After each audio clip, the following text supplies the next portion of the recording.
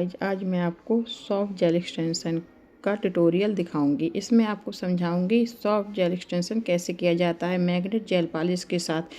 इसमें आपको हर एक चीज़ बारीक से दिखाऊंगी और समझाऊंगी। और जैसे आपको कोई भी चीज़ समझ में ना आए तो आप मेरे वीडियो पर कमेंट कर सकते हैं। और साथ में किसी भी प्रोडक्ट को लेने आते हैं तो मेरे डिस्क्रिप्शन पर उसके लिंक पड़े हुए हैं, उन्हें आप देखकर अपना प्रोडक्ट ले सकते हैं आसानी से।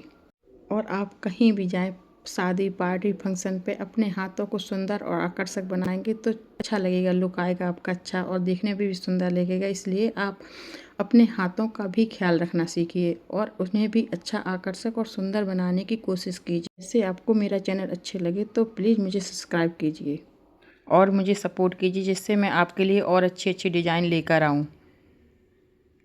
ये नेल्स के साइज के जो अपनी फिंगर है उसके साइज की टिप हैं।